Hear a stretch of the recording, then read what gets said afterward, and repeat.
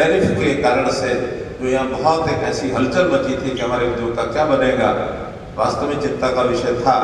लेकिन जैसे ही नई परिस्थिति में ये समझौता हुआ, FTA हुआ बहुत से देशों के साथ, केवल यूएसए के साथ नहीं और बहुत देशों के साथ भी एग्रीमेंट हुए हैं, उसमें से पानीपत के उद्योग को स्वाभाविक एक खुशी होनी थी।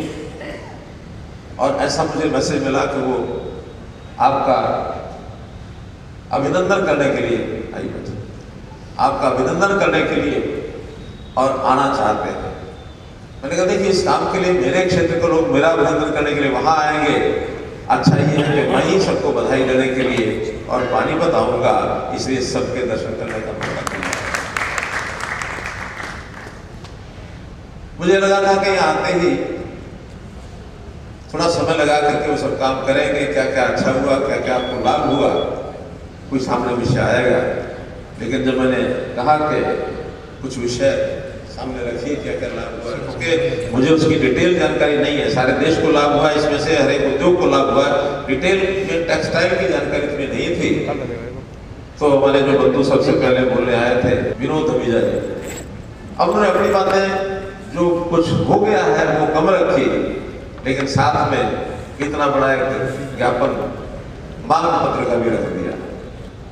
धन्यवाद ज्ञापन के बजाय मांग पत्र मुझे थोड़ा अजीब लगा, लेकिन आपका भी उसमें कोई कसूर नहीं है। एक सिस्टम बन गया, एक रिवाज बन गया कि कोई आए तो उससे पूछो कि क्या लाए हो, और जाने लगे तो पूछो क्या लेके जाओगे।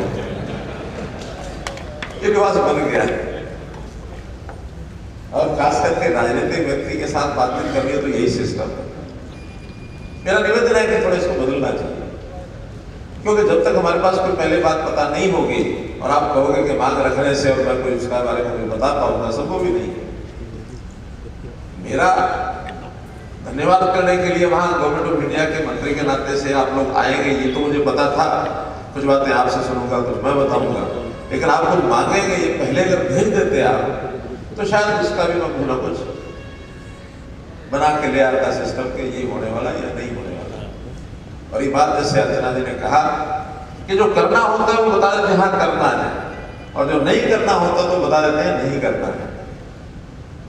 एक विषय रखा है उन्होंने, कैसा सुना है कि पानीपत जिले में और जो इसका कंट्रोल एरिया वो बढ़ाया जा रहा है।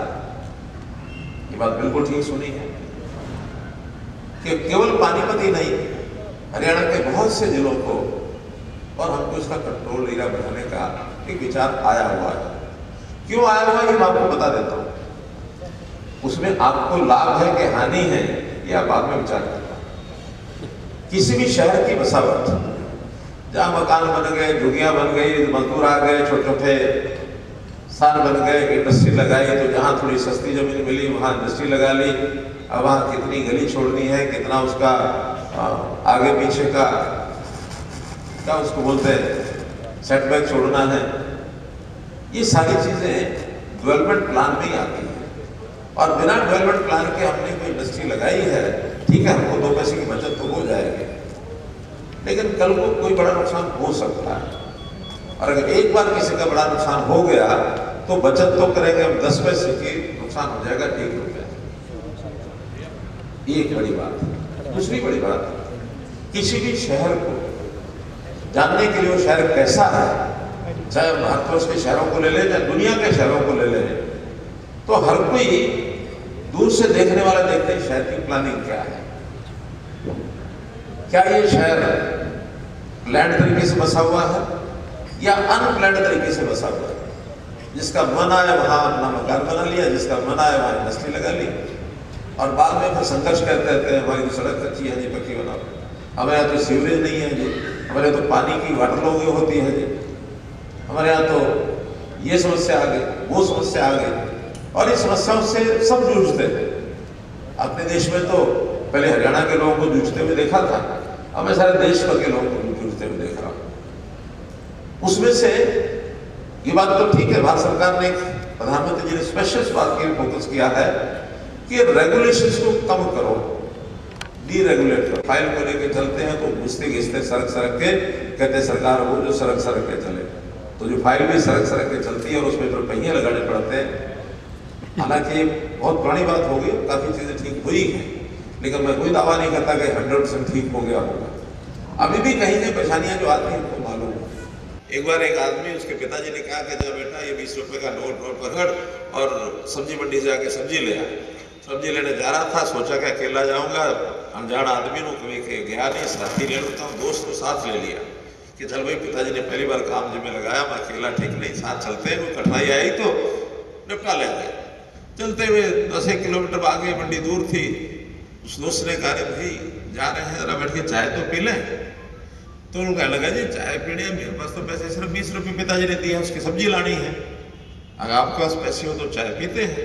कि नहीं नहीं, उस 20 रुपये में से पिएंगे। कहने लगे 1 रुपया कम हो जाएगा। वो कहता खर्चा तो मानते पड़ना है, तो ये खर्चा तो उसी पर पड़ना है।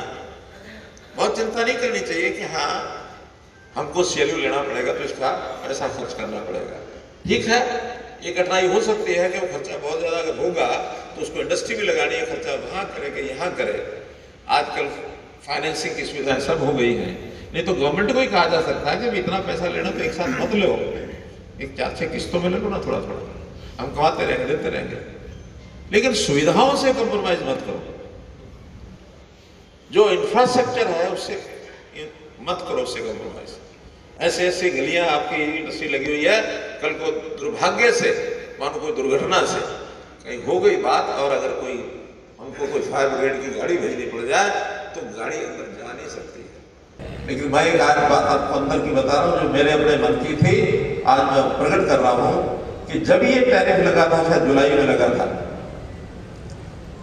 जुलाई 25 में टैरिफ लगा था, मैंने उस समय कहा था कि ये 6 महीने नहीं पकड़ेगा। उस समय कहा, लोगों ने कहा कि आप कैसे कह सकते हैं? मैंने कहा इसके बिना उनका गुजारा भी नहीं है। वो सामान तो दुनिया से जो मंगाएंगे उनको वो खरीदना ही पड़ेगा, ये तो उनकी जनता उनको मारेगी। कितना ही वो टैरिफ लगा लें, लेकिन जो चीज बाहर से वो प्राप्त करते हैं उस कॉस्ट पर वो अपने आप को 10 जन्म भी नहीं बना सकते। मैं आपको 1970s की, लेट 70s की बात बताता हूँ, और वो इसलिए बताता हूँ कि मैं संघ का प्रचारक तो निकला 1980 में। मैंने 72 से 80 तक कपड़े का काम किया, ट्रेडिंग का, और उस ट्रेडिंग में भी एक्सपोर्ट क्लॉथ जो था वो मैं सेलम से, ईरोड से, दक्षिण से मंगवाता था, दिल्ली के एक्सपोर्ट को गारमेंट्स के लिए देता था। मेरा अपना 3 साल का इसमें अनुभव। और उस समय विदेशों के ऑर्डर पूरे होते नहीं थे, हमारे यहाँ इतनी इंडस्ट्री लग गई थी गारमेंट्स की कि दिल्ली के अंदर, साउथ दिल्ली के अंदर गारमेंट्स की फैक्ट्री तबाह गई थी। तो तब से देश में एक इकोनॉमी हमारी इतनी ज्यादा है कि इसके बिना हम नहीं रह सकते, और हमारे बिना वो नहीं रह सकते। था वो सिर्फ यही था कि जो ट्रेड डील्स हुई है USA के साथ, UA के साथ और UK के साथ, उसके लिए हमने धन्यवाद करना था सरकार का, तो आज हमने धन्यवाद करा। लेकिन उसके साथ साथ कुछ एक इंडस्ट्री की कुछ एक मेन मुद्दे थे वो हमने रखे हैं, और वो उन्होंने जो सेंटर के बजट के अंदर भी लिए हुए हैं, और हमें भी आज आश्वासन दिया है कि उनको हम पूरा करें।